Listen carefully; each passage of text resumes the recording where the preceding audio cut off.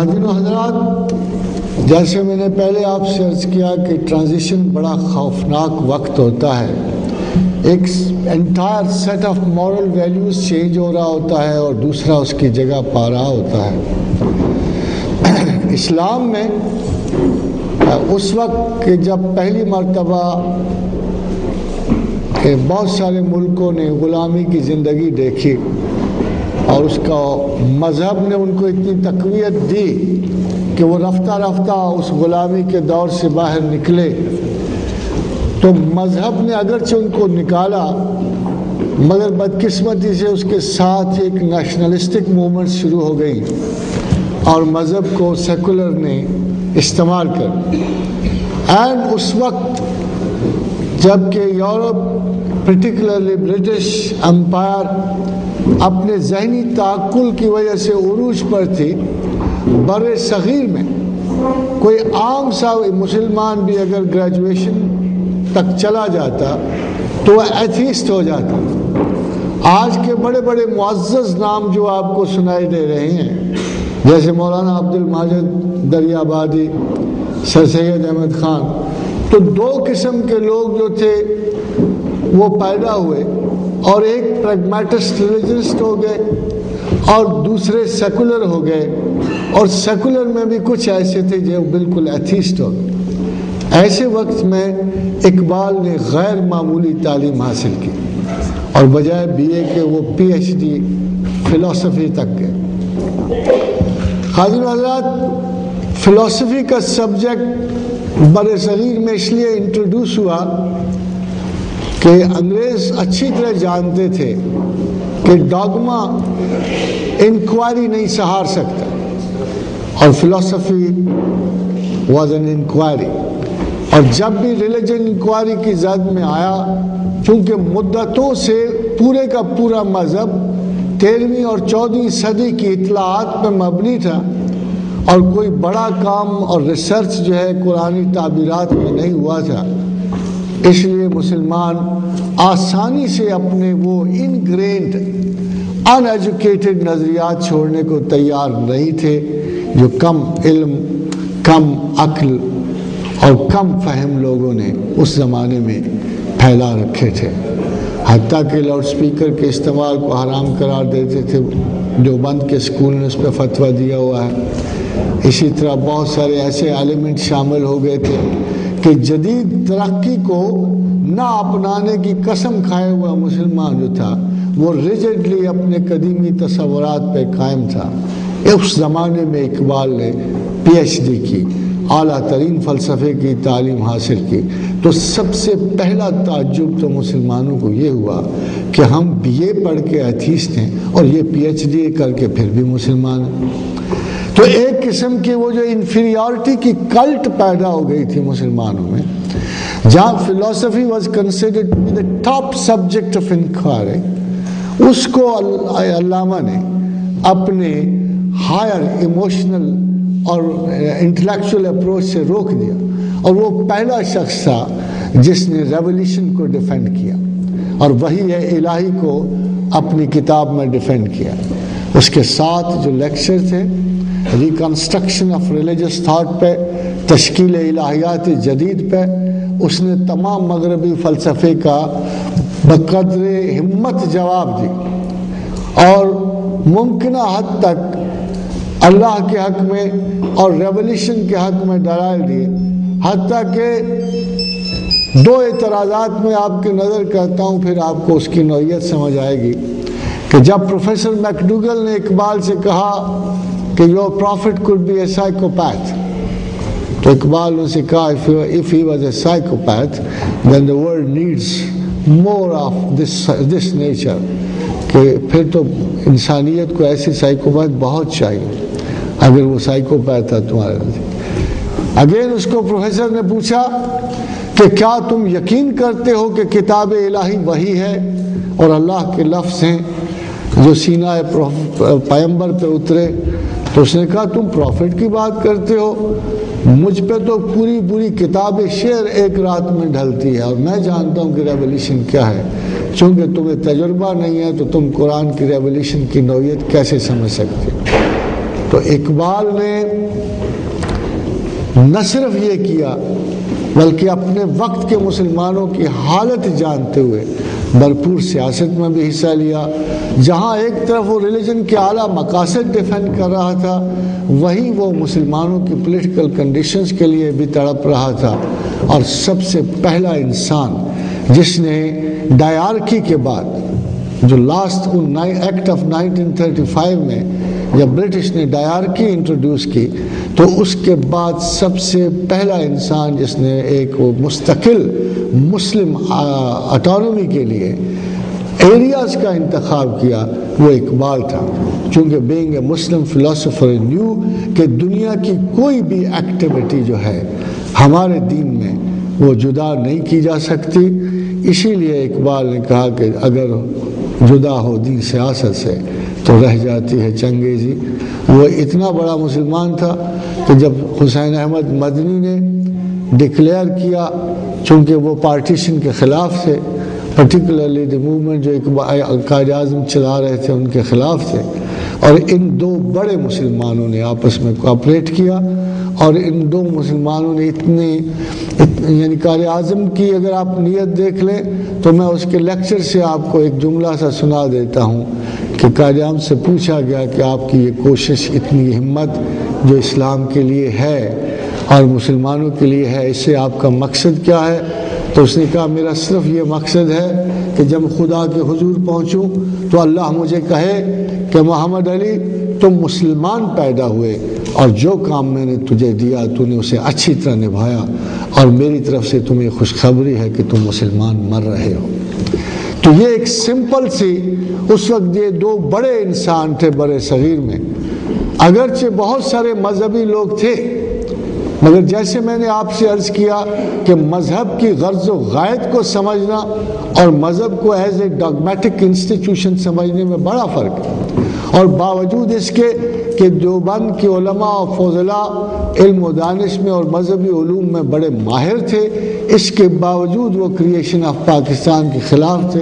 تو جب حسین احمد نے یہ کہا کہ ملتیں اوطان سے بنتی ہیں، تو اقبال نے اس کے جواب میں 3 شعر لکھے. میرا خیال یہ ہے کہ وہ اس کی انٹائر فلسفی کو ظاہر کرتے ہیں کہ زی دیوبند حسین احمد این چه بوالعجبی است، سرود بر سر منبر کہ ملت از وطن است. کہ کیا عجیب بات ہے کہ انہوں نے منبر پہ چڑھ کے ایک عالم دین نے کہا کہ ملتیں اوطان سے بنتی ہیں، وطن سے بنتی ہیں، دین سے نہیں بنتی. دیوبند حسین احمد ایک مسلم سکول آف تھاٹ سے، ایک ریلیجس سکول آف تھاٹ سے عالم یہ کہے چه بوالعجبی است، کتنی حیرت کی بات ہے. تو اقبال نے آخر میں جو شعر لکھا وہ بڑا سخت ہے، اور آج تک بھی میرے خیال دیوبند کے علماء اس صدمے کو سہار نہیں سکتے جو اقبال نے کہا، اور اس کو ڈیفائی کرتے ہیں اور ریزسٹ کرتے ہیں. تو اقبال نے اپنے آخری شعر میں کہا کہ بمصطفیٰ برساں خویش را کہ دی ہمہ اوست. تو خطاب کر کے اس کے کہا کہ تو علم و عقل اگر رکھتا ہے تو تجھے پتہ ہونا چاہیے کہ تمام اسلام مصطفیٰ کے قریب جانے کا نام. وہی جو میں آپ سے پہلے عرض کیا حدیث رسول کو کہ بنیادی فنڈامنٹل دین کے 2 ہیں، ایک اللہ کو بلا شرکت غیر ماننا، اور محمد رسول اللہ سے اپنی جان و مال اولاد سے سب سے زیادہ محبت رکھنی. تو اقبال نے کہا بے مصطفیٰ برساں خویش را کہ دی ہمہ اوست، کہ مصطفیٰ تک پہنچانا ہی کمال دین ہے. اگر بہو نہ رسیدی تمام بو لہبی است، اور اگر تو مصطفیٰ تک نہیں پہنچ سکتا تو تمام بو لہبی ہے. اس میں کوئی دین نہیں، کوئی اسکالسٹسزم جو ہے اللہ کے رسول اور اللہ کی محبت تک اگر نہ پہنچے گا تو اس کو دین نہیں سمجھا جائے گا. اور دین اور سیاست، اور اس طرح اقبال نے اس سیاست کی بنیاد رکھی جو پیورلی اس کی دینی ریزنز کی وجہ سے تخلیق ہوئی تھی. اور اقبال نے کہ اس تصور کو قائد اعظم نے آگے بڑھایا. And the result is what we see today. اس میں خادم حضرات ایک تھوڑا سا میں آج بڑی گفتگو ہے کہ secularism is the only severe, اور اگر وہ ہم اختیار نہ کریں گے تو تمدن اور ترقی میں دنیا سے بڑے پیچھے رہ جائیں گے. تو اقبال نے اس ترقی و تمدن کی طرف بھی اشارہ کرتے ہوئے کہا کہ صلہ فرنگ سے آیا ہے ایشیا کے لیے، کہ ہمیں کیا تحفے دیتی ہے مغربی دنیا۔ تو ایک مختصر سے جملے شعر میں اس نے واضح کیا کہ صلہ فرنگ سے آیا ہے ایشیا کے لیے، میو کمارو ہجوم زنان بازاری۔ اینڈ دیز تھری ورڈس، آپ یقین جانیے کہ میں لاہور میں تقریر کرتے ہوئے جب پریزیڈنٹ مشرف نے وہ بات کی کہ روشن خیال کی اور اعتدال پسند کی، تو میں نے سوال پوچھا لاہور میں کہ کیا چیز تم اسلام میں ڈالو گے تو وہ روشن خیال ہو جائے گا؟ Give me just one thing کہ آپ اسلام میں ڈال دو گے تو وہ روشن خیال ہو جائے گا۔ جو مذہب اتنا معتدل ہے، اعتدال کی تعریف تو کی ہی اسلام نے ہے کہ اگر تم اللہ کی خاطر بھی قتل کرتے ہو، یعنی اپنے لیے تو قتل کرنا ایک نفسی اشکال ہے، مگر اگر تم اللہ کی خاطر بھی قتل کرتے ہو، وَقَاتِلُوا فِي سَبِيلِ اللَّهِ الَّذِينَ يُقَاتِلُونَكُمْ وَلَا تَعْتَدُوا، تو پھر بھی تم زیادتی نہ کرنا، اعتدال سے آگے نہ بڑھنا، اس لیے کہ رب کائنات جو ہے ان اللہ لا یحب المعتدین، کبھی بھی اعتدال سے آگے بڑھنے والوں کے ساتھ نہیں ہے۔ اور وہ اسلام کے قوانین جنگ دیکھیے اور آج دیکھیے کہ اسلام جنگ کے لیے جا رہا ہے، سروائیول کے لیے جا رہا ہے، تو حکم دیتا ہے کہ بچے کو نہیں مارنا، بوڑھے کو نہیں مارنا، عورت پہ تلوار نہیں اٹھانا، اور سرسبز و شاداب درخت نہیں کاٹنا، ایسا نہ ہو کہ مسافروں سے سایہ چھن جائے، پھلدار درختوں کو برباد نہیں کرنا، ایسے نہ ہو کہ غربا کا رزق ختم ہو جائے۔ Even the foremost and the highest activity, war, most diabolical activity, اس میں بھی اسلام آپ کو he doesn't let you lose، اللہ آپ کو ہدایت دیتا ہے to behave like his people and not like the people of a mastodon power۔ وہ تکبرات زندگی کو ہوا نہیں دیتا۔ اس لیے دین اور سیاست اسلام میں بائفرکیٹ کیے ہی نہیں جا سکتے۔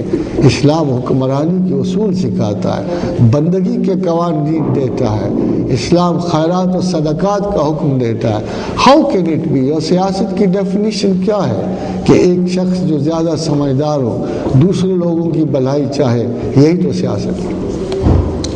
یہ ظفر سوال کرتے ہیں اور کہتے ہیں یس انکل اٹس می اگین۔ سوال یہ ہے کہ شریعت پہ کاربند ہونا اس بات کی ضمانت نہیں کہ آپ کے پاس علم ذات بھی ہو، تو دونوں میں سے کیا ضروری ہے، اور کیا اپنی ذات کے بارے میں جاننا ممکن ہے؟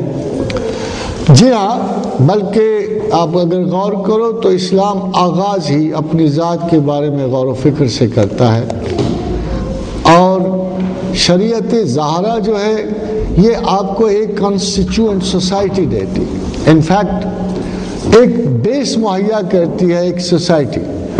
ہم لوگ بھی سمجھتے ہیں، آپ بھی سمجھتے ہیں، خدا بھی جانتا ہے کہ ہر آدمی شاید اپنی اپنی کیپیسٹی کے مطابق وہ مرتبہ وجدان اور الہیات نہ پائے جو کسی ولی اللہ کو نصیب ہے، جو شیخ عبد القادر جیلانی کو نصیب ہے، یا علی بن عثمان حجویری کو نصیب ہے۔ مگر سوال یہ پیدا ہوتا ہے کہ یہ لوگوں نے کہیں سے آغاز بھی تو کیا تھا، شیخ عبد القادر جیلانی نے کہیں سے آغاز تو کیا تھا، علی بن عثمان نے کہیں سے آغاز کیا تھا۔ ہر آدمی کہیں نہ کہیں سے شروع تو کرتا ہے، اور اسلام تو ہر اس رستے کی حمایت کر جہاں آپ آغاز تو کرتے ہیں عرفان ذات کی، حق کو جاننے کی۔ وہ کیا طریقہ ہے کہ آپ خود غور کیجئے کہ ایک آدمی اسکول میں داخل ہوتا ہے اور پھر وہ پی ایچ ڈی کی ڈگری حاصل کرتا ہے، وہ بہت بڑا عالم بن جاتا ہے، دنیا جانتی ہے اور فیصلہ دیتی ہے کہ اس نے ترقی کی ہے۔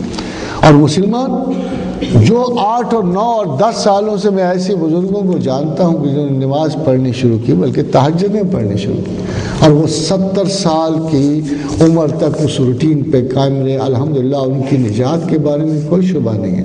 مگر سوال یہ پیدا ہوتا ہے کہ ان میں ترقی کہاں سے نظر آئے گی؟ ایک وہ وقت تھا کہ اصحاب رسول جب نکلتے تھے، آپ معجزات کو عجیب و غریب سمجھتے ہوں گے، مگر جب نبوت کا آفتاب طلوع تھا تو چھوٹے چھوٹے صحابہ کے ساتھ بے شمار ایسے واقعات پیش آتے تھے کہ جو کبھی بھی عجیب و غریب نہیں سمجھے جاتے تھے۔ 2 اصحاب گھر سے اندھیری رات میں نکلے اور ان کو مسجد نبوی تک پہنچنا تھا اور رستہ اندھا تھا، تو انہوں نے کہا کہ ہمارے سامنے 2 شمع فروزاں ہو گئی اور بڑے آرام سے ہمیں گھر تک پہنچا دیا۔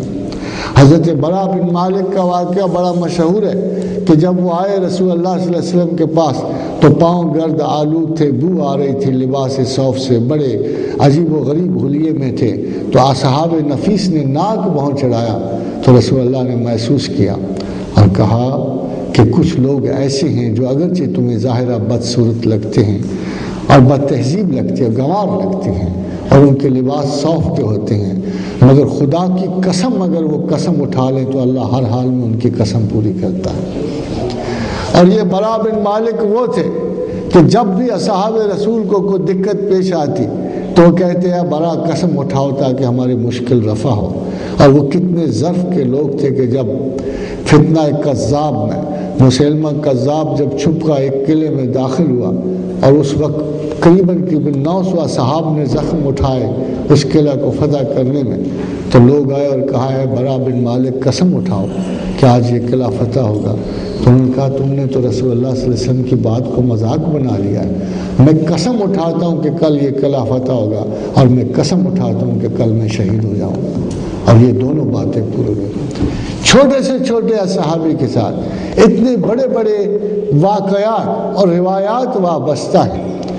اور تو اور دیکھیے کہ جنگی جنرل ہے خالد ابن ولید اور ان کی کوئی خاص شہرت بھی نہیں ہے۔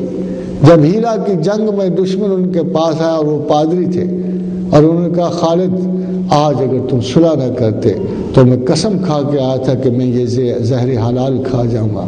تو خالد نے کہا مجھے دکھا، اور جب اس نے زہر حلال لیا اور کہا تو سمجھتا ہے کہ زہر آدمی کو زندہ رکھتا ہے اور زہر مارتا ہے، کیا فضول تصور ہے تیرا، بسم اللہ الرحمن الرحیم پڑھ کے وہ زہر کی پڑیا پھانک لی اور خالد بعد میں بڑی دیر زندہ رہے۔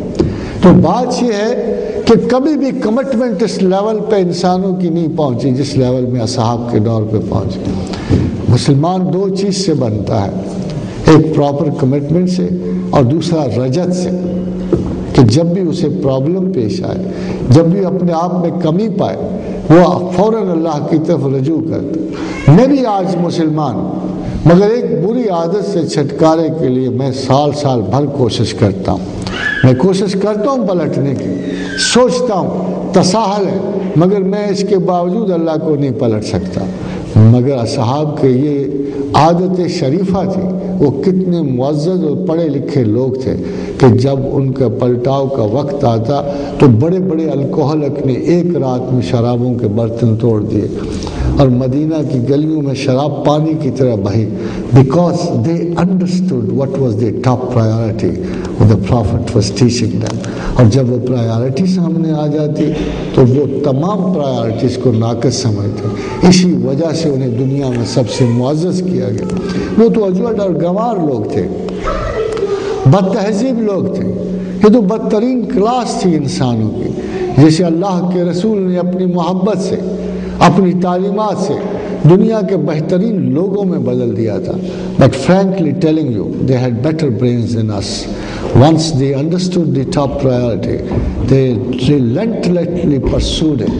وہ کبھی پیچھے نہیں ہٹے اور ان کے رجعتیں اتنی فوری اور شدید تھیں، اے کاش کہ آج ہم اگر اپنی رجعت نفس کے لیے، برائی کے لیے، سیلف کو جاننا اعمال میں بھی ہے، اخلاق میں بھی ہے، اور جب ہم اویئرنیس حاصل کر لیں اس خرابی کی جو ہمارے اور اللہ کے درمیان حائل ہے تو آپ پر تعلیمات نفس کا آغاز ہو جاتا ہے۔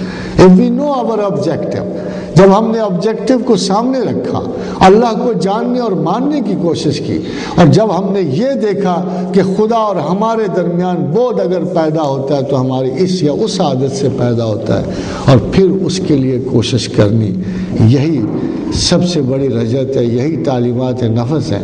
اپنے آپ کو جاننے کا مطلب یہی ہے، وَأَمَّا مَنْ خَافَ مَقَامَ رَبِّهِ وَنَهْيَ النَّفْسَ عَنِ الْهَوَىٰ، کہ جو اللہ کے سامنے کھڑا ہونے سے ڈرتا ہے وہ اپنی خواہشات نفس کا مقابلہ کرتا ہے، وہ اپنی نفس کے مقابلے میں لیٹ نہیں جاتا، وہ کوشش کرتا ہے، وہ سوچتا ہے، خیال کرتا ہے کہ اس جد و جہد کا آغاز کرتا ہے جو اللہ کے قریب تر لے جائے، اور خواتین و حضرات، اللہ کے خوف کا بڑا غلط مطلب صدیوں سے لیا گیا ہے۔ اللہ کے خوف کا مطلب جہنم سے ڈرنا نہیں ہے، اللہ کے خوف کا مطلب ہر اس کام سے ڈرنا ہے جو آپ کو اللہ کی محبت سے دور کر دے۔ خشیت الہی کا مقصد یہ ہے کہ ہم اس بات سے، اس کام سے ڈرے۔ ہمیں سب سے بڑی محبت جو عزیز ہو اللہ کی ہو، سب سے بڑی انس جو ہمارے اپنے پروردگار سے ہو، اور جب ہم اپنے پروردگار کے انس سے محروم ہوتے ہیں، سب سے بڑی سزا جو اللہ نے قرآن میں سنائی ہے کہ میں ان کو بھول گیا اگر وہ مجھ کو بھول گئے۔ اور جب اللہ کسی کو بھول جاتا ہے، ہم اس کی یاد سے اتر جاتے ہیں، تو سمجھو کہ ہماری زندگی اور آخرت دونوں ختم ہو جاتے ہیں۔ ہماری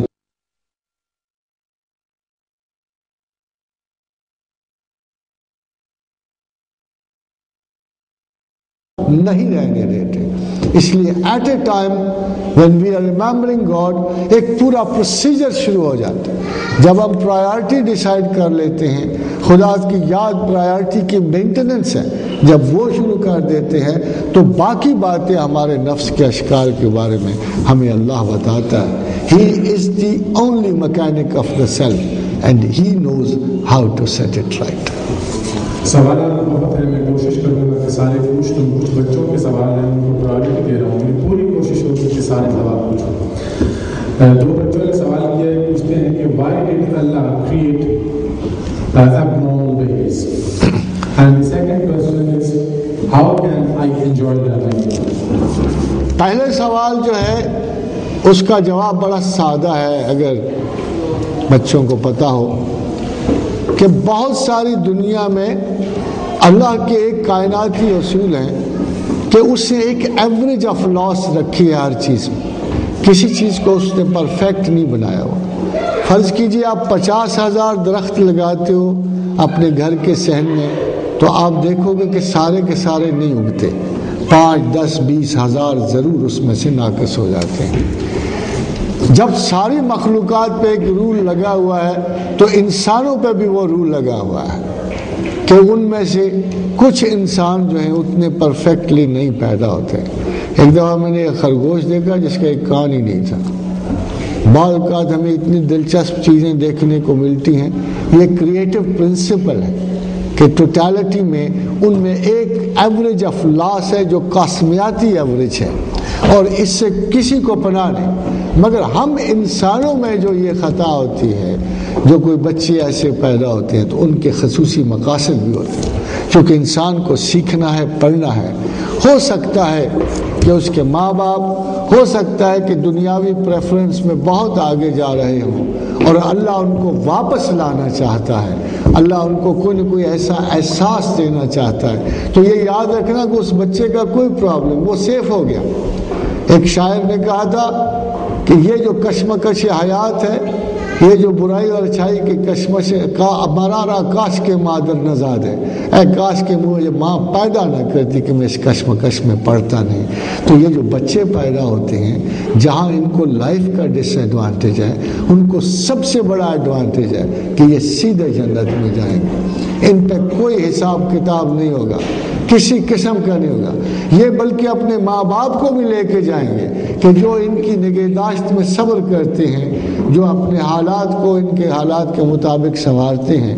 تو اللہ تعالیٰ نے دونوں کے لیے فوائد رکھ دیے، اور ایک کو حساب و کتاب سے فارغ کر دیا، اور دوسروں کو ان کی خدمت کا شرف دیا۔ But the law is there, اور یہ قانون آپ کو فطرت میں ہر جگہ نظر آئے گا کہ there is an average loss in all the creations, اور یہ لا اوائڈ نہیں ہو سکتا۔ Some of the things must happen to humans also. Doctor Butt نے سوال کیا، you as a philosopher know that, یہ دوسرا سوال کیا تھا بچے کا؟ How can I enjoy learning? Well, this is a very different thing. Learning is never enjoyable. بعض چیزیں ایسی ہیں جو ہمیشہ آپ کو کوفت سے نصیب ہوتی۔ جب موسیٰ علیہ السلام سیکھ رہے تھے نا خضر سے، تو بے چین تھے، بے قرار تھے، بار بار سوال پوچھ رہے تھے۔ تو تنگ آ کے خضر نے کہا کہ تجھے کیسے صبر آئے، کیف تصبر علی ما لم تحط بہ خبرا، تجھے علم جو نہیں ہے، تو آپ ضرور بے صبری کا مظاہرہ کرو گے، بے چینی کا مظاہرہ کرو گے۔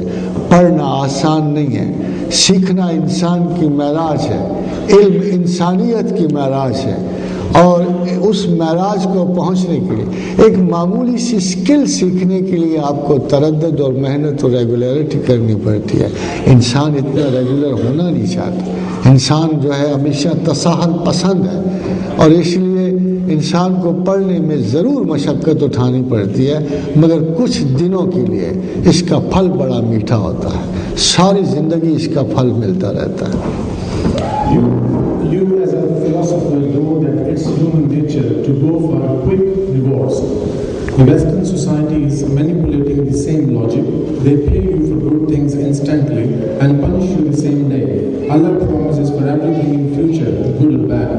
It is very natural for the people to go for the first system of life, that is Western society. Your comments, please. مختصراً آپ کو میں یہ بات کہہ سکتا ہوں کہ انسان شارٹ سائٹڈ ہے۔ میں نے جیسے آپ سے پہلے کہا تھا کہ بنیادی چیز یہ ہے کہ آپ اللہ پہ یقین رکھتے ہو یا نہیں رکھتے۔ دیکھیے عذاب قبر فضول ہے، ملائکہ فضول ہیں، جنات فضول ہیں، ہم ہی مالک ہیں۔ شارٹ سائٹڈنس ہمیں اپنے دور علم تک محدود کرتی ہے۔ یہ ساری چیزیں جنت و جہنم تب سچی ہیں اگر اللہ ہے اور اللہ سچا ہے۔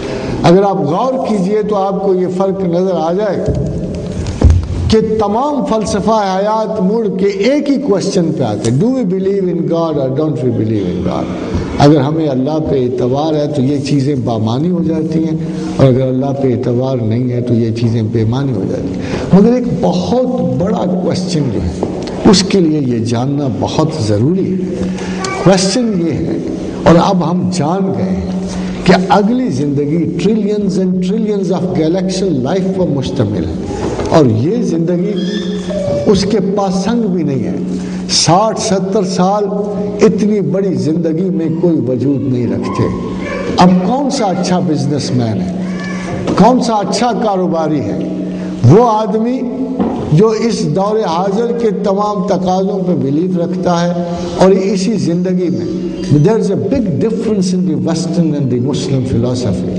The Westerns are convinced of one thing: you only live once and there is no end. مگر مسلمان کو پتا ہے کہ یہ زندگی is just a temporary phase of life. زندگی ایک سفر کا وقفہ ہے، اور آگے چلیں گے دم لے کر۔ Now this is very very important کہ اگر آپ ایگزسٹینشل فلسفی کی روح سے دیکھیں تو یہ تمام وقفہ حیات بڑا ایبسرڈ ہے، اس میں کوئی معنی نہیں ہے۔ ایک آدمی بچہ ہے، بڑھتا ہے، زندگی گزارتا ہے، جب 4 پیسے کمانے کے قابل ہوتا ہے فوت ہو جاتا ہے۔ whenever ایک بڑی جد و جہد کی، جب وہ صدارت عظمیٰ کے قریب ہوا تو 3 سال کے بعد ہارٹ اٹیک ہو گیا یا کوئی اور بیماری ہوگی، ڈسیبلٹی کریٹ ہوگی۔ ہم اپنی اچیومنٹس کو بھی یہاں زندگی میں پورا حاصل نہیں کر سکتے۔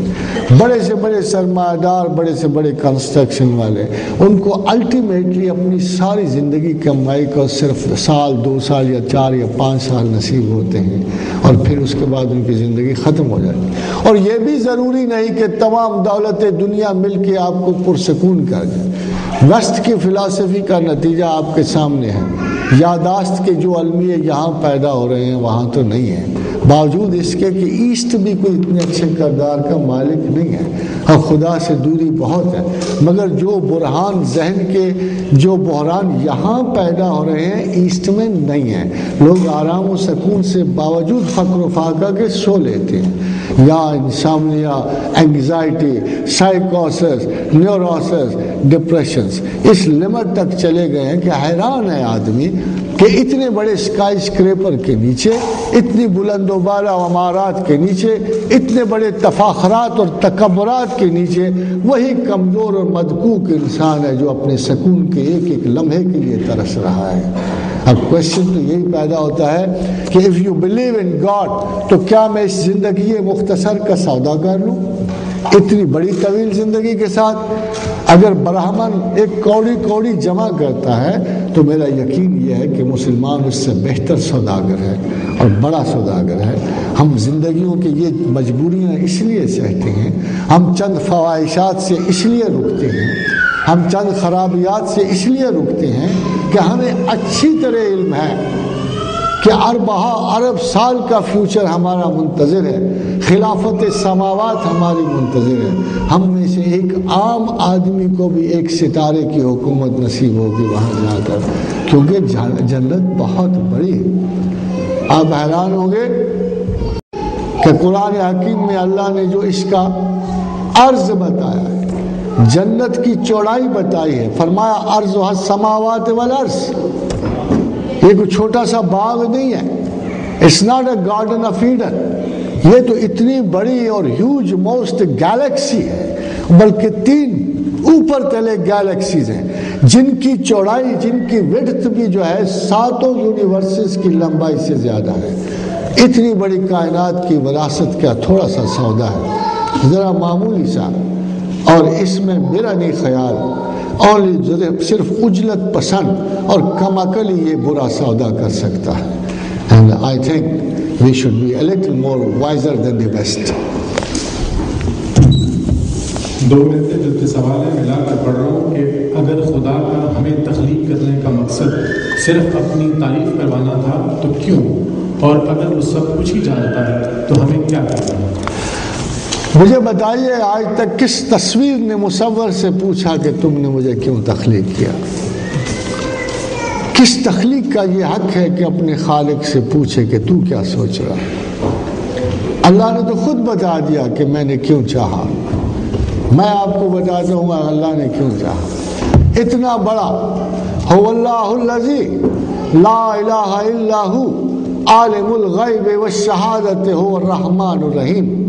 هو اللہ الذی لا الہ الا هو الملک القدوس السلام المؤمن المہیمن العزیز الجبار المتکبر سبحان اللہ عما یشرکون۔ هو اللہ الخالق الباری المصور۔ وہ خالق تھا، اوریجنل تھاٹ کا مالک تھا، مصور تھا۔ obviously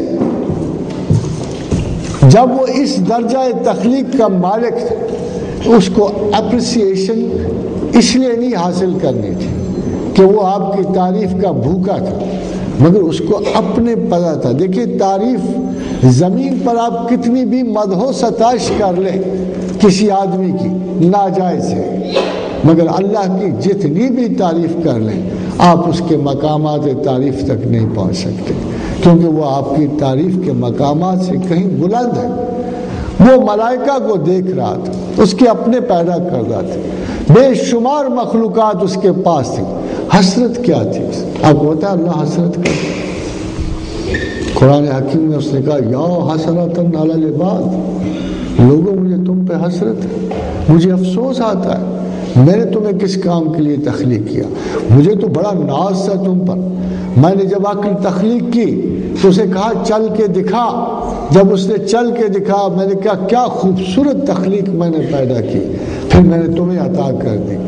کس خیال سے کہ ملائکہ تو صرف جانتے تھے، تو فقط اللہ اللہ اللہ، ان کے پاس کوئی چوائس نہیں تھا، ان کے پاس کوئی چوائس نہیں تھا، وہ صرف اللہ کی تعریف کرنے پہ معمور تھے۔ زمین و آسمان میں کسی تخلیق کے پاس کوئی چوائس نہیں تھا۔ اللہ چاہتا تھا کوئی مجھے اپنے طور پہ چنے، آزادانہ چنے، میں اس تعریف کا مستحق ہوں کہ مجھے لوگ غور و فکر سے سوچیں اور سمجھیں اور پھر کہیں کہ واقعی اللہ اللہ ہے اور ہم اس کے بندے ہیں۔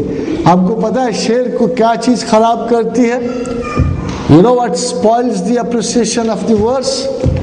جب کوئی ناشناس واہ واہ کر رہا ہو تو وہ شاعر بڑا ذلیل و رسوا ہوتا ہے، اور جب اصل ادیب جاننے والا شعر کی اپریسیشن نہ کرے تو وہ بڑا ذلیل و رسوا ہوتا ہے۔ تو پرانا فارسی کا محاورہ ہے کہ تحسین ناشناس و خاموشی سخن شناس ہر دو شعر را خوار بھی کند، کہ جاننے والا چپ رہے اور نہ جاننے والا تعریف و تعریف کے ڈونگرے برسائے، تو یہ دونوں چیزیں برباد کرتی ہیں۔ تو اللہ نے کہا کن تو کنزن مخفین، میں ایک چھپا ہوا خزانہ تھا، ما احببت، مجھے اس بات سے انس پیدا ہوا، ان عرفا، کہ میں جانا جاؤں، فخلقت الخلق لیعرفونی، میں نے مخلوق کو اپنے تعارف کے لیے پیدا کیا۔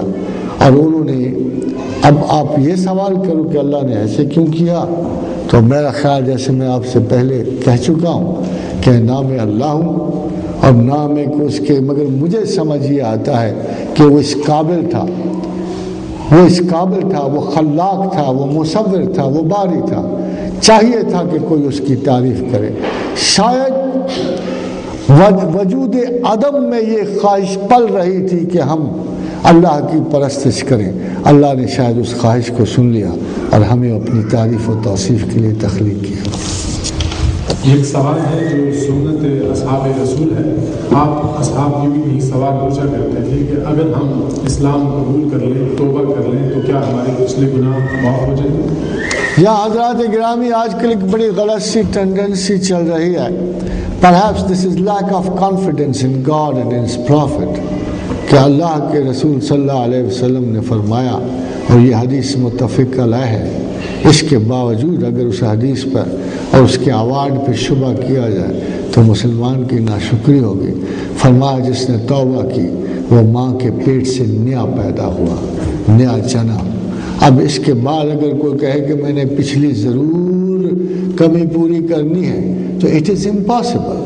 اگر آپ وہ نمازیں پوری بھی کر لیں تو وہ نیات کہاں جائیں گی جو برائی کی سمتیں، وہ اعمال کہاں جائیں گے جو آپ نماز سے پہلے کرتے رہے، وہ تمام غیبت کہاں جائے گی جو آپ کے وجود میں سمٹی ہوئی تھی۔ تو میرا خیال یہ ہے کہ آپ کو اس حدیث پہ اعتبار کرنا چاہیے، اور جب آپ توبہ کر لو تو پھر یہ غم نہ کرو کہ اللہ آپ سے پچھلا حساب لے گا۔ It is against his sense of honor and against his sense of rahmah کہ وہ آپ سے پچھلے حساب مانگتا رہے۔ اور جس نے توبہ کی، اور توبہ کی دو تعریفیں ہیں، حضرت ابو الحارث المحاسبی اور حضرت جنید بغداد بیٹھے ہوئے تھے تو کسی نے سوال کیا کہ اے شیخین زمانہ توبہ کیا ہے؟ تو ابو الحارث نے کہا کہ توبہ یہ ہے کہ تجھے گناہ ہمیشہ یاد رہے۔ تو پھر انہوں نے کہا اے جنید، اے سید الطائفہ شیخین، یہ بتا کہ توبہ کیا ہے؟ فرمایا کہ توبہ یہ ہے کہ گناہ تجھے کبھی یاد نہ آئے، اور یہی بہتر ڈیفینیشن ہے۔ جب آپ کو گناہ یاد رہتا ہے تو پھر اس کی تھوڑے عرصے کے بعد اس کی مزاحمت ختم ہو جاتی ہے اور لذات گناہ دوبارہ پیدا ہونی شروع ہو جاتی ہے، پھر وہ مزاحمت کم ہوتی ہوتی ختم ہو جاتی ہے اور انسان گناہ کو ریپیٹ کرتا ہے۔ مگر جب یہ کریں کہ آپ گناہ کبھی یاد نہ آئے تو یہ پیرلل لائنز نہیں ہیں، یہ اپوزٹ لائنز ہیں۔ جب آپ فیصلہ ہی کر لیں کہ اس راہ پہ کہیں نہیں جانا، جس کو ہو جان دین و دل عزیز اس کی گلی میں جائے کیوں، تو پھر آپ وہ گناہ کبھی نہیں کرتے، آپ مینٹلی اورس ہو جاتے ہیں۔ نہ یاد کرنا مینٹل ڈیسیژن ہے، یاد کرنا ایموشنل ڈیسیژن ہے، اور مینٹل اور objective decisions are always greater than the emotional decisions. اگر آپ لوگ چاہیں تو میں اور سوال پوچھ سکتا ہوں، 8:30 بج چکے ہیں، کھانا ٹھنڈا ہونے کا خدشہ ہے، تو یہ آپ پر ہے، کیونکہ اگر آپ کہیں گے ختم کروں تو ایک آخری سوال ہے جو میں آخر میں پوچھنا چاہتا ہوں۔ اب سوال پوچھتے کچھ اور؟ یہ ایک سوال ہے کہ آپ نے فرمایا کہ قرآن کی تلاوت ایک روٹین ہے، بلکہ ہم تو اسے بھی ذکر ہی سمجھتے ہیں، تو آپ اس بارے میں کیا کہتے ہیں؟ درست ہے۔ دیکھیے، آپ خدا کی حکمت کو سمجھنے کی کوشش کریں۔ جب قرآن کا نزول فرمایا اور اس کی حفاظت کا وعدہ فرمایا تو فرمایا نحن نزلنا الذکر وإنا لہ لحافظون، کہ ہم نے ہی اس ذکر کو نازل کیا ہے اور ہم ہی اس کی حفاظت کر رہے ہیں۔ جب نماز کا ذکر فرمایا، آپ کو ایک بینیفٹ کی حدیث سنا دیتا ہوں۔ آپ میں سے بہت سے لیٹ جاگتے ہوں گے، بہت سو کو پرابلم ہوگا، تو جب نماز کا ذکر فرمایا تو قرآن نے کہا اقم الصلاۃ لذکری، نماز بھی میرے ذکر کے لیے قائم کرو۔ تو حضور نے جب یہ آیت نازل ہوئی تو اس کی وضاحت میں فرمایا کہ جب ملے نماز پڑھ لیا کرو. تو اصحاب بڑے خوش ہوئے. بہت سارے صبح کی نماز مس ہو جاتی ہے, یہاں بھی مس ہو جاتی ہے. تو اصحاب رسول اس وضاحت سے اتنے خوش ہوئے کہ اللہ کے رسول نے اب ہم پہ نماز آسان کر دی ہے. کبھی آپ تھکے ہوتے ہو رات کے وقت, مگر جب نماز مل لے اس کو پورا کر لیا کرو. اور یہ اتنی بڑی بینیفٹ کی حدیث ہے جو میں آپ کو صرف ہدیہ رسول کے طور پہ پیش کر رہا ہوں. تو حضور گرامی مرتبہ فرمایا کہ نماز بھی اللہ کا ذکر ہے, مگر یہ دونوں ضابطے ہیں, یہ قرینوں سے پڑھے جاتے ہیں. ان ضابطوں کو آپ ساتھ لے کے نہیں چل سکتے ہو, آپ لیٹ کے نہیں پڑھ سکتے ہو, آپ چلتے ہوئے نہیں پڑھ سکتے ہو. تو اللہ نے سوچا کہ یہ فورس کی یہ طریقے تاکہ اللہ کو بہانہ مل جائے آپ کی بخشش کا, مگر وہ جو ولا ذکر پڑھ سکتے ہو. تو اللہ نے سوچا کہ یہ فورس کی یہ طریقے تاکہ اللہ کو بہانہ مل جائے آپ کی بخشش کا, مگر وہ جو ولا ذکر اللہ اکبر ہے وہ بائی چوائس ہے. یہ ضابطے ہیں, ان کے پروسیسز ہیں, ان پہ وضو ہیں, ان کے طریقہ کار لازم ہے, مگر اللہ کی یاد پہ ایسا کوئی طریقہ کار لازم نہیں. اس پہ وضو کی قید بھی نہیں ہے. مسلم میں حضرت ام المومنین عائشہ صدیقہ سے باب جنابت میں پوچھا گیا کہ کیا رسول اللہ صلی اللہ علیہ وسلم اس حال میں اللہ کو یاد کرتے تھے؟ فرمایا وہ ہر حال میں خدا کو یاد کرتے تھے. اور یاد کیجئے یونس بن متی کو مچھلی کے پیٹ میں, غلاظت کے انبار ہیں, بدبو ہے, نہ وضو ہے نہ صفائی ہے. کیا اندھا اور تاریک موسم ہے جس کے مچھلی کے پیٹ سے رسول آواز دے رہا ہے اللہ الہ الا انت سبحانک انی کنت من الظالمین. تو یاد پہ کوئی قید نہیں کسی قسم کی, نہ عورتوں کے دنوں کی, نہ مردوں کی جنابت کی, نہ کسی قسم کے کپڑے کی, نہ کسی قسم کے لباس کی. آپ فذکروا اللہ قیاما وقعودا وعلی جنوبہم, کھڑے بیٹھے کروٹوں کے بل. یہ وہ یاد ہے جو مستقل رہ سکتی ہے ہر ضابطے سے بالا. یہ قلبی تعلق کی یاد ہے, محبت کی یاد ہے. اور محبوب بلا کہاں نہیں یاد آتی. جب آپ کو محبت ہو جائے اور واردات عشق سے آپ کا واسطہ پڑے تو آپ کا خیال یہ ہے کہ آپ اس کی پلیسنگ کر سکتے ہیں. آپ کا خیال یہ ہے کہ چھت پہ چڑھ کے کریں گے, نیچے اترتے ہوئے وہ یاد نہیں آئے گا. کیا آپ سمجھتے ہو کہ ٹوائلٹس میں محبوب یاد نہیں آئے گا؟ یاد تو وہی ہے جو لمحہ لمحہ پل پل دل کے ساتھ رہے, اور خدا بھی ایسی ہی یاد چاہتا ہے. دو بڑے ٹیکنیکل سوال ہیں. آپ فرماتے ہیں تکبرات اور تفاخرات جہالت کی اقسام ہے اور انقلاب کا وقت ابھی نہیں آیا, مختلف جماعتوں کے لوگ اپنے وقت ضائع کر دیں. انقلاب کب آئے گا اور کون لائے گا؟ ان صاحب کا دوسرا سوال ہے اللہ کے ولی کی فی زمانہ پہچان کیا ہے؟ عارف اور ولی میں کیا فرق ہے اور کیا دونوں لازم و منظور ہیں؟ اور تیسرا سوال دلچسپ ہے. آپ نے تمام پراسرار علوم کا مطالعہ کیا اور انہیں بیکار پایا, کیا آپ نے کبھی اپنا ہمکار دیکھا؟ جہاں تک تو آپ کے پہلے سوال کا تعلق ہے انقلاب کے وقت تھا, تو میں حیران ہوں کہ ہمارے مسلمانوں کی یہ بات سمجھ نہیں آئی. مگر ایک انگریز کا بڑا, انگریز تو نہیں بلکہ ایک بڑے مفکر, یورپی مفکر کا قول ہے کہ nobody can stop a revolution the time of which is come. Nobody can stop a revolution the time of which is come. بدقسمتی سے یہ دیکھو کہ تمام جماعتیں جنہوں نے جد و جہد کی پریگمیٹک اسلام کی, یہ اپنے اوپر بزوں میں خود یہ تصور کرتے رہے کہ آرگنائزیشنز بنا کے اسلام بلند ہوتا ہے. یہ لوگوں کو اپنے مختلف حلقوں میں قید کرتے رہے. They could not find the proper reception with the general Muslim. Overall اگر آپ کیلکولیٹ بھی کر لو تو یہ 10-20 لاکھ لوگ ہوں گے, مگر 15 کروڑ کے پاکستان میں مسلمان اور جنرل امت مسلمہ ان میں شامل نہیں ہے. therefore یہ لوگ انقلاب کے دائی ضرور رہے, مگر اس بات سے اگنورنٹ رہے کہ ابھی اللہ کا وہ وقت نہیں آیا جس میں ایک عام سا مسلمان شاید اٹھ کر اللہ کے درجہ قبولیت تک پہنچے اور اسلام کی دور ثانیہ کا آغاز کرے، اور وہ بڑا قریب ہے۔ قرائن آثار بتا رہے ہیں کہ وہ وقت بڑا قریب ہے۔ ایک تھوڑی سی آپ سے وضاحت کر دوں کہ مہدی کی تلاش تو لوگ بہت کرتے ہیں، تو ایک دفعہ کسی نے حضرت علی کرم اللہ وجہہ سے پوچھا کہ مہدی کب آئیں گے؟ میرا خیال ہے اس میں آپ کو اپنے سوال کا جواب بھی مل جائے گا۔ پوچھا حضرت علی سے کسی نے کہ مہدی کب آئیں گے؟ کہا جب تمہاری حالت اس نو بیاہتا دلہن کی سی ہوگی کہ جو پہلی شب اپنے خاوند کا انتظار کرتی ہے اور اس کو کچھ پتہ نہیں وہ کیسا نکلے گا اور کیسا ہوگا، اور وہ اللہ سے بے چینی سے آرزو کر رہی ہوتی ہے کہ یا اللہ میرا خاوند میرے حق میں اچھا نکلے، اور اس وقت اس کی پوری زندگی اس سوال پہ اٹکی ہوتی ہے، اس کا پورا فیوچر اس پہ اٹکا ہوتا ہے، اور وہ پورے خلوص سے اللہ سے دعا مانگ رہی ہوتی ہے کہ اللہ کوئی پتہ نہیں میرا خاوند کیسا نکلے، کیسا بیہیو کرے، کیسے مزاج کا ہو، تو اسے اچھا کرنا۔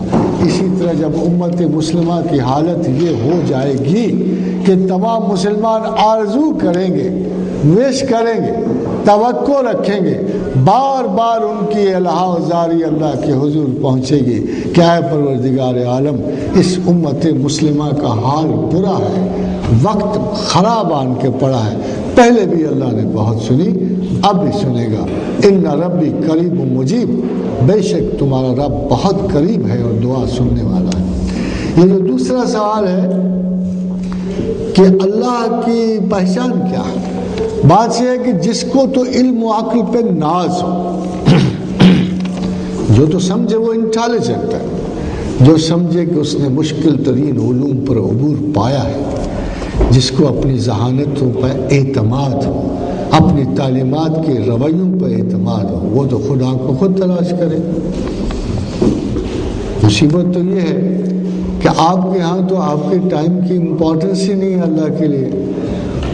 27, 28 اور 30 سال لگا کے آپ بمشکل زندگی کے ایک شعبے کے ایک رکن کی اسپیشلائزیشن حاصل کرتے ہیں، ادھر آپ کائنات کے رب کو، خلاق عالم کو جاننے چلے ہیں، اور اس کے لیے آپ کے پاس زندگی کا 1 گھنٹہ بھی نہیں ہے، ایک وقت بھی نہیں ہے۔ لے دے کہ آپ انتظار کر رہے ہیں ہندوؤں کی طرح کہ کب رشی منی آشرم آئے، کب ہم 75 کو پہنچے، لوٹا مسلح اٹھایا اور نمازوں کا رخ کیا، تو اللہ کہتا ہے یار اب تم دنیا کے کام کی نہیں رہے، اب میرے پاس کیا لینے آئے ہو؟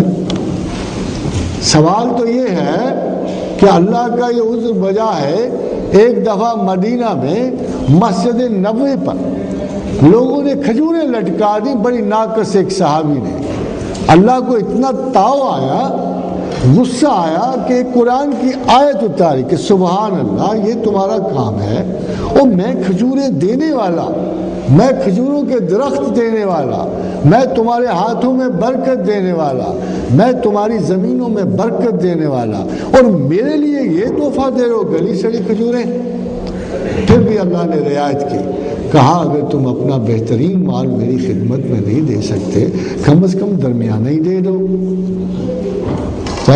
سوال میری تو خیال یہ ہے کہ اگر آپ اپنی عمر بہترین اللہ کو نہیں دے سکتے، اگر آپ اپنی عمر بہترین ضرور آپ نے ہوس کو دینی ہے اور اپنی زندگی کو مقاصد، تو درمیانی عمر دے دو، کم از کم اس وقت سے اس کے بارے میں جاننے، سوچنے، سمجھنے کا جذبہ پیدا کر لو۔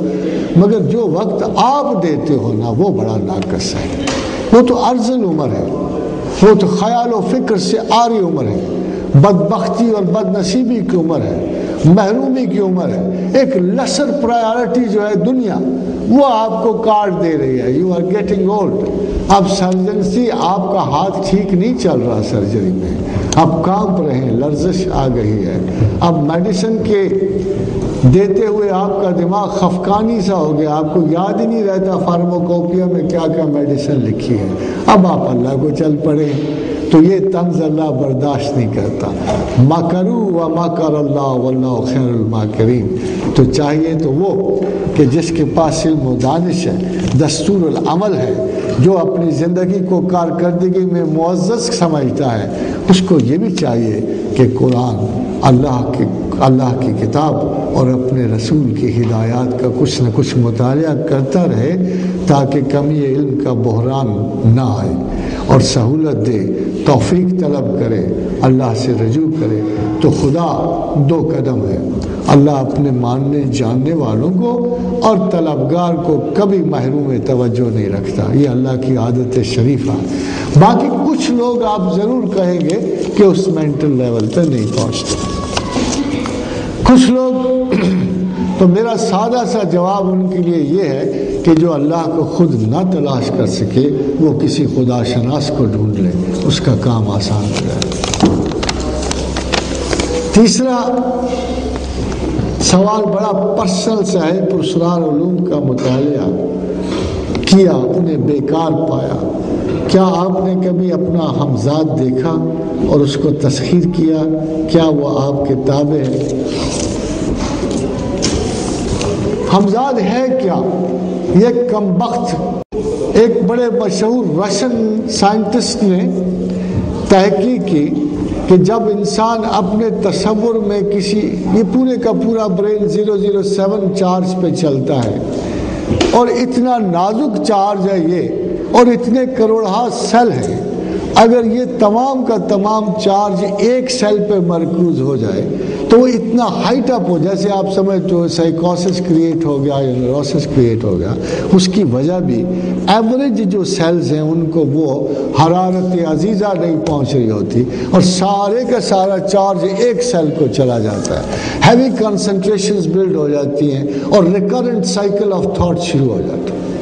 اب حضرات گرامی، ہمزاد بھی تو یہی کچھ ہے. ایک اینٹائی باڈی ہے آپ کے اندر، کینسر ہے، ایک وجود متغیر ہے، ایک اشکال نفس ہے، اور جو بھی اللہ کی راہ میں چلتا ہے اس کو تو اس ہمزاد کے خلاف لڑنا پڑتا ہے. ہمزاد کا قابو آنا تصوف ہے. اپنے نفس پہ قابو پانا، اشتہا اور آرزو پہ قابو پانا، صفات انسانیہ پہ صفات پروردگار کو غلبہ دینا، یہی ہمزاد پہ قابو پانا ہے. آپ دیکھیں کہ ایک اللہ کا بندہ ہزاروں جادوگروں کے مقابل ہوتا ہے تو کیوں جیت جاتا ہے؟ بڑی بڑی آپ کے پاس داستان صوفیہ ہیں، اس لیے کہ خدا کے بندے اپنے وجود کو خالی کرتے ہیں، بھرتے نہیں ہیں. وہ اپنی عادات سے اپنے آپ کو خالی کرتے ہیں، وہ ہمزاد سے خالی کرتے ہیں، ڈائیکوٹومی سے خالی کرتے ہیں. There are two laws. Occult کا لا اور ہے اور تصوف کا لا اور ہے. اکلٹ کا لا یہ ہے کہ you concentrate in favour of your self against God, اور تصوف کا اصول یہ ہے کہ you concentrate against the self in favour of God. تو بندہ تو اپنے آپ کو خالی کر رہا ہے، حب جاہ سے خالی کر رہا ہے، لالچ سے خالی کر رہا ہے. وہ تصوف کے مراحل سے، اس لیے تصوف کچھ بھی نہیں ہے، آؤٹ گروتھ ہے. اپنی مینٹل سٹیٹ سے آگے جانے کا نام ہے، لالچ سے آگے جانے کا نام ہے، گریبنگ سے آگے جانے کا نام ہے، پوزیشن سے آگے جانے کا نام ہے. جب وہ نارمل ہو جاتا ہے، جب وہ خالی ہو جاتا ہے تو وہ پھر بھرا جاتا ہے. ادھر ایک جادوگر ہے جو ارتکاز سے اپنے آپ کو بھرتا ہے، ادھر ایک بندہ ہے جو اپنے آپ کو خالی کرتا ہے. مقابلہ ان ایون ہے، کیونکہ جو خالی ہوتا ہے اس میں اللہ ہوتا ہے، جو بھرا ہوتا ہے اس کے خلاف اللہ ہوتا ہے. اس لیے ہمیشہ اللہ کے بندوں کی فتح ہوتی ہے. 3 بڑے اکٹھے سوال ایک صاحب نے کیے ہیں. In view of my deficient knowledge, how do I recognize that a particular thought is good or evil? How can one achieve balance in spending? Does Islam offer guidance regarding this? خرچ کے بہت سی آیات قرآن حکیم میں آئیں. ایک بڑی wide ہے جو شاید سوشلسٹ کے تصور سے بھی بالا ہو کہ یسألونک ماذا ينفقون. پوچھا گیا کہ اے مالک و کریم کیسے خرچ کریں؟ فرمایا قل العفو، جو بچتا ہے خرچ کرتا. قل العفو کہ ضروریات سے جو بچتا ہے خالی کر. مگر یہ لفظ جب رسول اللہ صلی اللہ علیہ وسلم نے اس کو انٹرپریٹ کیا تو آپ نے یہ فرمایا کہ اپنی سیکیورٹیز کور کر کے جو بچتا ہے خرچ کر۔ وہ حضرات گرامی سیکیورٹیز کا بہت بڑا پرابلم ہے۔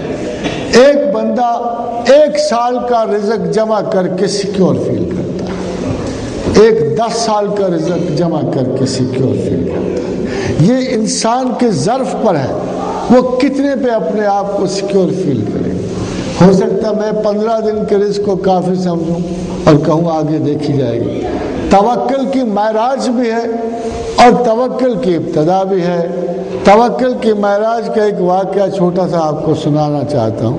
حضرت عیسیٰ علیہ السلام یوحنا کے ساتھ چل رہے تھے تو پوچھا، یوحنا تیری پوٹلی میں کیا ہے؟ کہا یا نبی اللہ 2 روٹیاں۔ کہا کس لیے یوحنا؟ کہا ایک آج کے لیے، ایک کل کے لیے۔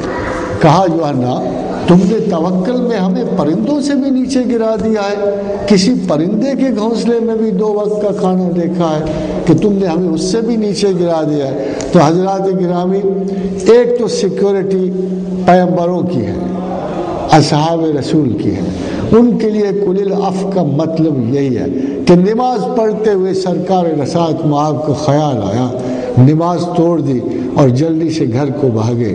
اصحاب رسول نے سمجھا کوئی ایمرجنسی ہو گئی ہے، پوچھا یا رسول اللہ کیا ہوا؟ کہا آج باہر سے آنے والے ایک چھوٹا سا ٹکڑا سونے کا چھوڑ گئے تھے، نماز میں مجھے خیال آیا کہ یہ تو میرے لیے مناسب نہیں ہے کہ میں نماز اس طرح پڑھوں کہ وہ ٹکڑا میرے گھر میں ہو۔ اور دوسری طرف ام المومنین عائشہ صدیقہ کا قول مبارک ہے کہ رسول اللہ صلی اللہ علیہ وسلم جب اسلام پھیلا تو املاک میں سے کبھی کبھی 1 سال کا غلہ گھر میں ڈال لیا کرتے تھے، 1 سال کا، اور یہاں تک سیکیورٹی جائز ہے۔ مگر کبھی کبھی رسول اللہ کا وہ عالم تھا جو آپ پر کبھی نہیں آتا کہ حضرت ابو ہریرہ رضی اللہ تعالی عنہ نے فرمایا کہ میں 2-3 دن سے بھوکا تھا اور میں گرتا پڑتا تھا بھوک سے، اور مجھے ستارے نظر آتے تھے دن کے وقت، اور گمان یہ تھا مجھے ابو بکر صدیق رستے میں ملے اور کہا ابو ہریرہ کہاں جا رہے ہو؟ میں نے گمان کیا کہ ابو بکر بڑے سیانے ہیں، میری بھوک سمجھ جائیں گے اور کہیں گے کہ تمہیں بھوک لگی آؤ میں کھانا کھلا دوں، مگر ابو بکر بولے نہیں۔ میں آگے بڑھ گیا تو عمر رستے میں ملے اور کہا ابو ہریرہ کوئی نشہ کیا ہوا ہے؟ میں ڈولتا جا رہا تھا بھوک ہے۔ میں نے سوچا شاید یہی میرا حال جان کے مجھے کھانا کھلا دیں، مگر وہ بولے نہیں۔ میں پھر دربار رسول میں پہنچا، رسول اللہ صلی اللہ علیہ وسلم دور سے دیکھا ابو ہریرہ بھوک بہت لگی ہے، اور میں سمجھ گیا کہ رسول اکرم صلی اللہ علیہ وسلم میرے حال سے آگاہ ہیں، تو کہا ابو ہریرہ میں نے بھی اتنے ہی وقت سے نہیں کھایا جتنے سے تو نہیں کھایا، اور اتنے ایک شخص دودھ لے کے آیا۔ تو ابو ہریرہ فرماتے ہیں کہ حضور پہ تو میرا حال روشن تھا، مجھے یقین تھا کہ یہ دودھ مجھے عطا کر دیا جائے گا، کہ اتنی میں 4 اعراب آ گئے، اور رسول اکرم صلی اللہ علیہ وسلم نے ان 4 اعراب کو کھانے پہ دعوت دی، اور مجھے انتہائی سخت مایوسی ہوئی، اور میں چپ کر کے سمجھا کہ اب کوئی عرصہ نجات نہیں۔ تو حضور صلی اللہ علیہ وسلم نے برتن پہ ہاتھ رکھا اور پھر جو پڑھا جو اللہ کی طرف سے انہوں نے پڑھنا تھا، پھر سب کو پانی پلا دودھ پلایا۔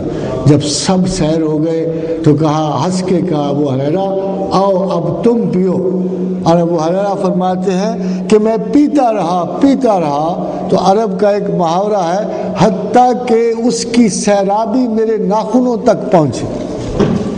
پھر اللہ کے رسول نے وہ پیالہ مجھ سے لیا اور کہا ابو ہریرہ سیر ہو گئے، اور پھر رسول اکرم صلی اللہ علیہ وسلم نے اس میں سے خود پیا۔ یہ تو حضرات گرامی رسول اکرم صلی اللہ علیہ وسلم کا حال تھا۔ آپ کو تحفۃ سیدنا شیخ عبد القادر جیلانی کا ایک واقعہ سناتا چلوں کہ 3 دن کے بھوکے تھے، گرتے پڑتے جا رہے تھے، تھک ہار کے ایک مسجد میں پہنچے۔ And remember this was by choice, یہ فاقے جبر کے نہیں چوائس کے تھے۔ تو ایک مسجد میں پہنچے، دیکھا ایک آدمی کھانا کھا رہا، تو شیخ عبد القادر جیلانی فرماتے ہیں کہ مجھے اتنی بھوک لگی ہوئی تھی کہ کھانا وہ کھا رہا تھا منہ میں چلانا شروع ہو گیا، میں وہ کھاتا اور منہ میرا چلتا تھا۔ پھر میرے دل نے آرزو کی کہ کاش یہ مجھے کھانے کی دعوت دے، تو اس نے کہا اے بھائی کھانا کافی ہے، کھانا ہے۔ تو میں جب کھانے کو آگے بڑھا تو میں نے کہا عبد القادر یہ تو تیرے نفس کی آرزو تھی، کیا آج تو مغلوب نفس ہو جائے گا؟ تو میں نے کہا نہیں بھائی مجھے بھوک نہیں ہے۔ اور جب میں یہ کہہ رہا تھا کہ مجھے بھوک نہیں ہے تو میرا نفس آرزو کر کے ایک دفعہ پھر کہے کہ کھا لو تو میں کھا لوں۔ پھر تھوڑے عرصے کے بعد اس نے کہا اے بھائی آؤ بھی کھانا بڑا ہے کھا لو۔ تو شیخ فرماتے ہیں میں دوسری مرتبہ کھانے لگا تو میں نے کہا چلو ایک دفعہ اور فہمائش کر کے دیکھ لوں۔ تو میں نے کہا میں نہیں کھاتا۔ تو میں نے جب اسے کہا میں نہیں کھاتا تو میں نے اپنے آپ کو کوسا کہ میاں تو کہاں کا اللہ کا شکر ادا کرنے والا ہے، تجھے دعوت ملی ہے تو نہیں کھاتا۔ مگر میں نے اپنے آپ پر ضبط کیا اور اس چکر میں تھا۔ آخر جب وہ کھانا کھا بیٹھا تو اس نے کہا بھائی ابھی کھانا بہت باقی ہے، آپ کھا کیوں نہیں لیتے؟ تو میں نے کہا تیسری مرتبہ جو نعمت آپ کو پلٹے وہ اللہ کی طرف سے ہے۔ میں کھانے میں شریک ہوا تو اس نے پوچھا بھائی تو کسی بغداد جیلان کے عبد القادر کو جانتا ہے؟ تو میں چکنا ہوا، میں نے کہا ہاں کیوں بھائی اس سے کیا کام ہے؟ میں گیلان کا ہوں، وہاں سے چلا تھا تو شیخ عبد القادر کی والدہ نے کہا تھا کہ یہ سونے کا ٹکڑا لے جا اور میرے بیٹے کو دینا کہ وہ بڑی آلام و مصائب میں ہے۔ تو جب میں بغداد پہنچا تو میرا اپنا سرمایہ ختم ہو گیا اور مجبوراً وہی سونے کا ٹکڑا میں نے بیچا اور یار یہ اسی کا کھانا کھا رہا۔ تو شیخ عبد القادر جیلانی فرماتے ہیں کہ میں نے کھانا وہیں چھوڑا اور 2 رکعت سجدہ شکر ادا کی کہ اللہ تو نے مجھے للچایا ہی تو میرے اپنے ہی کھانے پر۔ تو شیخ کی بعض باتیں اتنی خوبصورت ہیں کہ کوئی بڑے سے بڑا قول ان کے برابر نہیں جاتا۔ تو حضرت مروت کی تعریف فرما رہے تھے تو کہا جانتے ہو میں یہ ڈاگمیٹس کو بہت سناتا ہوں، یہ قول شیخ۔ وہ پوچھتے ہیں کہ ولایت کیا ہے تو ولایت کی انڈرسٹینڈنگ ہی جدا ہوتی ہے۔ تو مروت کی تعریف فرماتے ہیں اور کہتے ہیں کہ جب تو اپنے کسی گناہگار بھائی کو دیکھے تو سب سے پہلے خدا کا شکر کر کہ تجھ کو اللہ نے اس خامی سے بچایا ہوا ہے، پھر خلوص قلب سے اپنے اس بھائی کے لیے دعا کر کہ اللہ اسے بھی اس برائی سے پرہیز دے۔ تو یہ مروت صوفیاء مذہب کے پی ایچ ڈی ہوتے ہیں، وہ کوئی نرالے نہیں ہوتے۔ جب اللہ یہ کہتا ہے کہ تم نے برابر بدلہ لینا ہے برابر کا تو لو، اگر معاف کر دو تو بڑی بات ہے۔ یہ وہ لوگ ہیں جو بڑی بات کو لپکتے ہیں، یہ قصاص اور دیت سے بڑھ کر اللہ کے لیے کسی کو معاف کر دیتے ہیں۔ یہ وہ لوگ ہیں جو علم و معرفت کی تلاش کرتے ہیں۔ آپ نے سوال پوچھا ہے عارف اور عالم کا، تو عرض یہ ہے کہ عالم عارف نہیں ہوتا مگر تمام عارفین عالم ہوتے ہیں۔ یہ ضروری ہے کہ جو خدا کو بڑھ رہا ہو، کیونکہ خدا کا قاعدہ قانون یہ ہے کہ بغیر علم اس کے قریب کوئی نہیں جا سکتا۔ انما یخشی اللہ من عبادہ العلماء، کہ عالم ہی اللہ کے لباد تلے ہیں اور علم والے ہی خدا کے قریب جاتے ہیں۔ اسی لیے سیدنا مرشد گرامی علی بن عثمان حجویری کا قول مبارک ہے کہ اگر تجھے خدا کو جاننا ہے تو تمام علوم سے تھوڑا تھوڑا اتنا ضرور حاصل کر لے جس سے تجھ پہ خدا کی شناخت سہل ہو جائے۔ اور خواتین حضرات آج کے زمانے میں بھی میں پھر پچھلے سوال کو پلٹتا ہوں کہ اگر معاملات نفس کو آپ نے جاننا ہے تو ماڈرن زمانے میں سب سے بہترین علم جو آپ کی معاونت کرتا ہے، اگرچہ بیسک سیلف کی معاونت کرتا ہے، وہ سائیکالوجی ہے۔ And once long before while in a lecture in Islamic University I said it myself, maybe I'm wrong, maybe right, but I said it. Psychology, if applied to others, is a science. If applied to one's own self, is mysticism. مگر psychology خدا کو نہیں لے کے جائے گی، یہ آپ کو بدتر سیلف سے بہتر سیلف کو لے کے جائے گی، مگر اللہ کے قریب جانے کے لیے سیلف ہر صورت میں ریجیکٹ کرنا پڑتا ہے، خواہ وہ بہتر ہو یا بدتر ہو۔ یہی اس قرآنی آیت کا مطلب ہے، وَأَمَّا مَنْ خَافَ مَقَامَ رَبِّهِ وَنَهَى النَّفْسَ عَنِ الْهَوَىٰ۔ اس میں ہوا کی آپ کو تھوڑی سی وضاحت کرتا چلا کہ خواتین زیادہ ہوا سے متاثر ہوتی ہیں، یا کائنڈ لائک فیشن ویوز، کہ زمانے میں کوئی رجحان آ گیا تو کمپیرزن اور تقلید جو ہے اس میں بڑی جلد شفٹیبلٹی آتی ہے، اور خواتین بڑی جلدی سے شفٹیبلٹی میں جاتی ہیں۔ اور میں نے ایک دفعہ علامہ اہل حدیث کے سربراہ علامہ ساجد میر میرے پاس بیٹھے تھے لیکچر میں، تو میں نے ان سے ایک بات کہی، میں نے کہا علامہ صاحب مدتیں بیت گئی آپ مسلمانوں کے پانچے اٹھاتے ہوئے آپ کو، مگر کوئی معنی نہیں، فیشن کی ایک ہوا چلی اور مرد چھوڑ کے عورتوں نے بھی پانچے اوپر کر لی۔ تو ہوا اتنی پاورفل ہوتی ہے، اتنی طاقتور ہوتی ہے، یہ فیشنیبل ٹینڈنسیز کو ریزسٹ کرنا، جہاں مردوں کو نفس کی خراب کاری کو فیس کرنا پڑتا ہے، عورات کو اور ان سے ہوا کو فیس کرنا پڑتا ہے، دی چینجنگ فیشنز کو فیس کرنا پڑتا ہے، جلد از جلد تغیرات کو چینج کرنا پڑتا ہے۔ آل دس جو ویسٹرن نیوڈیٹیز ہیں، آل دیز فیشنیبل ٹینڈنسیز جو ہیں، جس میں یعنی محض خواتین کو استعمال کیا جاتا ہے، ان کے ریگارڈ اور عزت کو محدود کیا جاتا ہے، اور ان کو اس برابری سے روکا جاتا ہے جو عزت و وقار میں اللہ کے نزدیک عورت کو ہے۔ تو خواتین نے ایک دفعہ اللہ کے رسول سے سوال کیا کہ پروردگار عالم ہمیشہ مردوں کے خطاب کرتے ہیں، مردوں کے نام لیتے ہیں، انہی کے نام آیات ہیں، تو کیا ہمارا کوئی حق نہیں؟ تو اللہ کو یہ بات چبھ گئی اپنی ایک بندی کی، اور فرمایا کہ میں نے اپنی بندگی کی یہ بات سن لی، مگر ان کو بتا دو، ان کو یہ بات بتا دو کہ صائمین و صائمات اور تمام وہ صفات جو مرد میں جو خطاب مردوں کے لیے خصائص ہیں وہی تمام عورتوں کے لیے، مگر ایک فرق اللہ ڈال گیا۔ آخر میں اس نے کہا وَالذَّاكِرِينَ وَالذَّاكِرَاتِ۔ تو آپ یقین کیجئے کہ یہ کائناتی اصول ہے کہ پیچھے آنے والا پہلے آنے والوں پہ غالب ہوتا ہے۔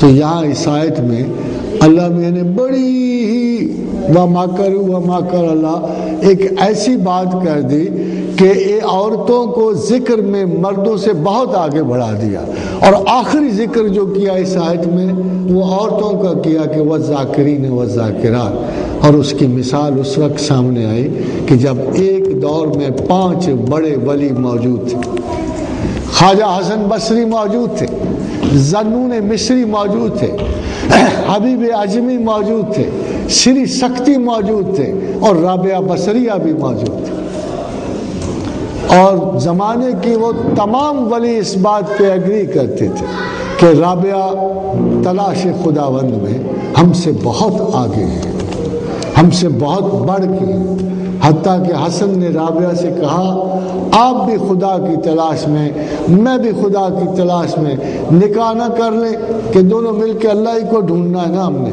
تو رابعہ نے کہا حسن ہمارا نکاح تو جائز ہی نہیں ہے۔ تو حسن بڑے متعجب ہوئے، پوچھا یہ کیسے؟ تو کہا حسن طالب الہ مرد ہے، جو اللہ کو تلاش کرتے ہیں مرد ہیں، جو دنیا کو تلاش کرتے ہیں عورات ہیں، جو دونوں کو تلاش کریں وہ مخنث ہیں، میں اور تو دونوں مرد ہیں، ہمارا نکاح کیسے ہو سکتا؟ تو خواتین و حضرات یقین جانیے کہ رابعہ بصریہ، پھر اس سے پہلے ام المومنین حضرت عائشہ صدیقہ کو زمانے میں اتنی بڑی استاد ہو گزری ہیں۔ ام المومنین کے بارے میں رسول اکرم صلی اللہ علیہ وسلم نے فرمایا کہ دین کا 1/4 اس حمیرہ کے پاس ہے۔ پھر دوسری حدیث میں فرمایا کہ کہ دنیا اور زمین پہ 4 عورتیں معزز ہیں، سارا جن کے حسب و نسب جیسا کسی کا حسب و نسب نہیں، جن کے باپ پیغمبر، جن کے خاوند پیغمبر، جن کے بیٹے پیغمبر، جن کے پوتے پیغمبر، جن کے پڑ پوتے پیغمبر، تو دنیا میں سارا جتنی معزز عورت کوئی نہیں۔ اور آسیہ بنت مزاحم جو فرعون کی بیوی تھی، اور مریم صدیقہ اور خدیجۃ الکبریٰ، اور فرمایا آئے عائشہ تیری فضیلت ان پہ ایسی ہے جیسے سرید کو باقی کھانوں پہ ہے، اور اس کی وجہ یہ تھی کہ ام المومنین علم و فراست میں، دانش میں، تعلیم میں بڑے بڑے صحابہ کبار کو سبق دیتی تھی اور بڑی ڈانٹ کے دیتی تھی۔ اسی لیے مثل مشہور ہے کہ اگر دین سیکھنا ہو تو پھر بوڑھی عورتوں سے سیکھو، کہ وہ بڑی ریجڈلی اپنے موقفات پہ قائم ہوتی ہیں۔ مگر خاتون حضرات، میرا کہنا یہ ہے کہ آج کی نوجوان عورتیں زیادہ بہتر طریقے سے خدا کے طریقے کو پرسو کر سکتے ہیں، اور اللہ نے یہ شرف چھین لیا ہے بوڑھوں سے۔ اب یہ شرف اس عمر کو آیا ہے، نوجوانوں کو آیا ہے۔ میں جدھر دیکھا میں نے، اللہ نے یہ توفیق ان جوانوں کو بخشی ہے، اور شاید اقبال کا وہ شعر پورا ہو رہا ہے کہ جو علامہ نے کہا تھا کہ محبت مجھے ان جوانوں سے ہے ستاروں پہ جو ڈالتے ہیں کمن، اور سب سے بڑی منزل جو ستاروں میں ہے وہ منزل علم و عرفان ہے، اور جوان ہی اسے پا سکتے ہیں۔ وما علینا الا البلاغ۔ یہ اس کے بعد ایک آخری سوال ہے، انتہائی مختصر جواب استاد نے دے دے، اصولی ایک سوال ہے، اس کے بعد استاد محترم سے دعا ہے کہ درخواست ہے کہ دعا فرما دیں، اور ڈاکٹر اسلم سے میں ریکویسٹ کروں گا کہ وہ شکریہ بھی ادا فرما دیں دعا سے پہلے سوال ہے کہ can you comment on trust which community places in its leader, his responsibility in maintaining that trust, and what if he breaks that trust? Your comments please. حاضرین حضرات، میرا تو خیال یہ ہے کہ اس کا جواب ریلیجس تو نہیں ہونا چاہیے، اس کا جواب تو پریکٹیکل ہونا چاہیے۔ ہماری بڑی بدقسمتی یہ ہے کہ ہم نے بہت سارے لوگوں پہ اعتماد کیا، اور قائد اعظم علیہ رحمت کے بعد اس ملک کو، ہمارے ملک کو، پورے عالم اسلام کو کوئی ٹرسٹ وردی قیادت نہیں ملی، بلکہ بقول ایک مغربی مصنف کی کہ 1000 سیکولرز نے 15 کروڑ مسلمانوں کو ہائی جیک کیا ہوا ہے۔ مگر یہ ہماری خطا ہے، ہم لوگ بھی چننے کے پروسیس سے گزرتے ہیں۔ ہم چاہیں تو ہم اپنے قابل اعتماد لوگ آگے لا سکتے ہیں جب ہم اپنے فرائض سے کوتاہی کرتے ہیں۔ وہی جیسے ہماری ریلیجن میں پرائیورٹی درست نہیں ہے، ہماری سیاست میں بھی پرائیورٹی درست نہیں ہے۔ ہم خاندانوں کو ووٹ دیتے ہیں، برادریوں کو دیتے ہیں، حسب و نسب کو ووٹ دیتے ہیں، رومانٹک امیجنیشن کو ووٹ دیتے ہیں۔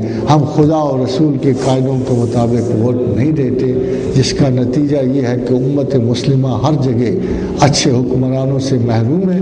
مگر یہ رسول اکرم صلی اللہ علیہ وآلہ وسلم کی حدیث مبارکہ ہے کہ زمانہ آخر میں مسلمانوں کے حکمران ان کے کم ترین لوگ ہوں گے۔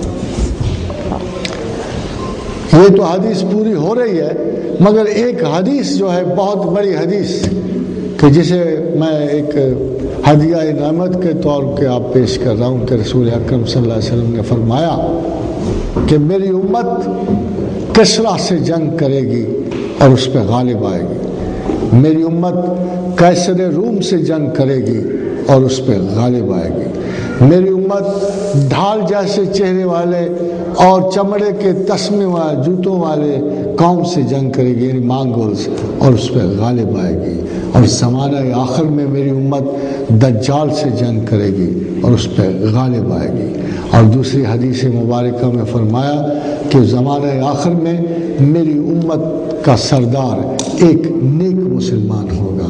اور خواتین و حضرات، یہی مہدی کی ڈیفینیشن ہے، وہ کوئی عجیب و غریب انسان نہیں ہے۔ جیسے میں نے کہا کہ اس حدیث کا مطلب یہ ہے کہ زمانے آخر میں بہت کم وقت باقی ہے، انشاءاللہ تعالی العزیز آج کے نوجوان بھی اور درمیانی عمر کے لوگ بھی اس رہنما کو ضرور دیکھیں گے کہ جس کی اتنی ساری آرزو لوگ کرتے چلے آئے ہیں، اور بڑی سادہ سی اس کی ڈیفینیشن ہے کہ وہ ایک ایسا شخص ہے جس سے خدا اور اس کے رسول کی تائید حاصل ہے، اور یہ بہت ہے، بہت ہے۔